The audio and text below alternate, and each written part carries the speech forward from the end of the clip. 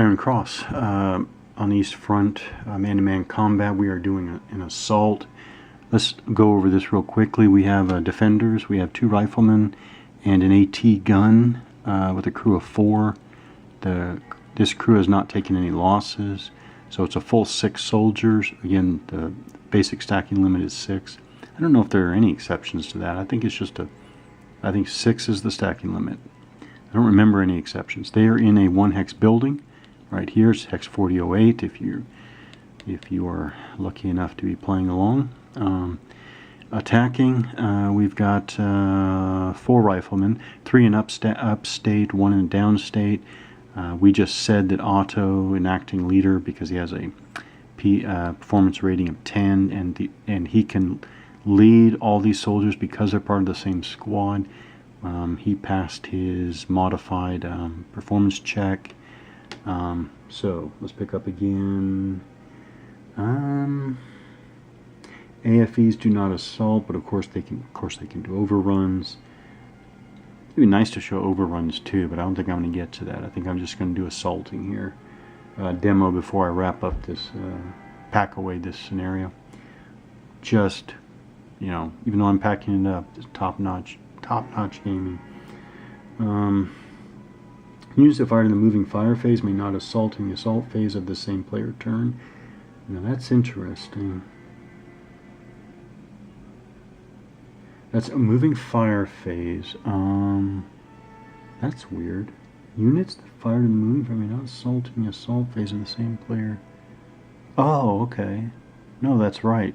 Because at the end of your movement phase, the phasing player, yes, at the end of the movement phase, the phasing player is announcing all those assaults. That's phase 3. You go through reaction movement, you go through defensive fire, then you get to moving fire, and technically units that are marked could go ahead and fire, but when you go to the next phase, the assault phase, phase 7, they would not be able to assault. I guess that's what they're saying. Units that fired in the moving fire phase may not assault in the assault phase of the same player turn. Yep, units may throw grenades in the moving fire phase and still assault, but only if the grenades are thrown into the hex being assaulted. So just good to know, you can, with the turn structure, you can throw grenades before you assault. Alright, assaults are resolved in fire rounds. Each attacking and defending unit gets 1 shot per fire round, excepting the initial round in which firing is done in a set sequence. In the subsequent rounds, if any, all fires simultaneous. Units use their printed assault factors. Okay, this is important. We use, and actually I think the only thing we really need to consider directly is each unit's specific assault factor. So the Germans have a 3, 3, 4, and 3. That's interesting. Interesting that there's a variation. Otherwise, there's nothing. Again, these are individual men with individual ratings.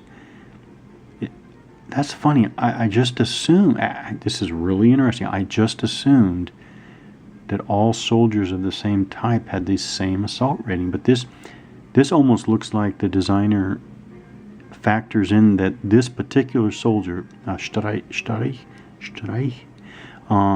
is more aggressive, and so is more lethal in assault. That is absolutely fascinating. I did not. Oh, this guy's really timid. He's got a 2. So there is a difference. You have units that have lower than average assault ratings, and you have units that have higher than average. I did not. That's so cool. That is so cool. And that is why I love this game. All right, I really did not realize that. So now I see. So there are. So then the Russians have a 1, which makes sense because that's the AT crew. Low is bad. I think we're rolling equal to or less than assault rating to cause casualties. So naturally, the 45 AT here, the Russian 45 AT, has a very, very low assault rating of 1. But that means, they're not trained, or equipped, or prepared to assault. Makes sense. Then we have a 2 and a 4. So actually the Russians are all over the place. 1, 2, and 4. Germans are 3, 3, 4, and 3. Okay. Okay, sequence of fire, initial round only. Only the initial fire round is performed in the following sequence. All normal status defenders fire, and the results are applied immediately. So, I guess they're saying, enter assault. Okay, they would move into the hex, okay. But this is significant. They are in a 1 hex building. I'm not sure what that means yet, but they are. But they do move into the hex. So even though I have the guys laid out here, the Germans move into the hex in this assault.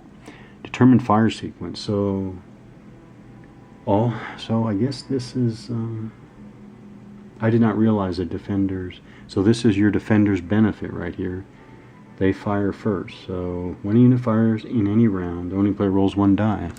So we're going to do the AT fire team. They have to get a 1 or less. They get a 2, they don't get it.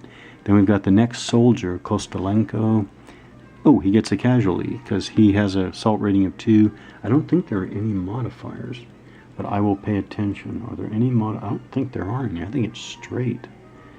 You know, I wonder. Huh? I don't know. And then finally, okay, then the Ostrov gets 1 too. So they cause 2 casualties. So defenders. Okay. If there's all less than or equal to the firing unit's assault factor, an enemy unit is eliminated. The owning player decides which of his units will be he will remove from play. I think. Although the more than 1 player will fire only once per fire. Yeah. Okay. So I think they cause 2. Okay. So he's going to choose. So the German player would choose. See, they already lost it. So he's going to take the low performance soldier and these guys. He's going to take this guy because he's less of a fighter, so to speak, than the other guy. See, this is why you can tell, right? They both have a PC of 8. That's good, but this guy's got the assault of 4, whereas this guy's got the assault rating of 2. So this guy's too timid, or whatever you want to call it. So all right, they lose those 2, and then all pin defenders and all attackers fire. The results are applied simultaneously. We don't have any. All the defenders rolled. There aren't any pinned or suppressed defenders. So now we go to all pinned defenders and all attackers fire. So now we got these remaining guys. You got a 3 and a 4. Actually, the roll of 4 was for the 3, so he misses. And then the 1 gets it. So I'm going to take out this really low PC Russian. Boy, this guy's horrible. He's got an assault rating of 2, which is really low, and he's got a PC of 6. That's really, that's below average. Yeah, he's out. Now, how do I handle the crew-served weapon? Okay, I'll figure that out. Then we do all suppressed defenders that have not already fired. Fire, and the results are applied immediately. After the initial round, all surviving pinned and suppressed are placed in normal status. So again, if a unit were suppressed, or if a unit was pinned, when you're done with a round, these guys come back. They're back to normal. Any subsequent rounds are resolved simultaneously. So now we would do simultaneous results, right? So now we would go, again, the crew, they get a 5, they don't get it. And Ostrov rolls a 5, he has an assault rating of 4, he does not get it. The Germans, you get a 6, he does not get it. And the last guy, Streich, he rolls a 1, so he gets a casualty. So now, I would want to eliminate, I would want to eliminate the AT. I guess it's just eliminated as a unit. I'm going to assume that, and it's really bad in assault, so they need to survive now. So that's that. Then we go for another round. The Russian, he gets a casualty. The Germans, Otto, he does not cause a casualty. Streich does get a casualty. So here we go. So we have to take one more loss. Oh, this is horrible. I'm going to keep my leader. Streich is actually going to go down, and then Ostrov is down. You continue on until there's only a survivor left. And that's basically assault.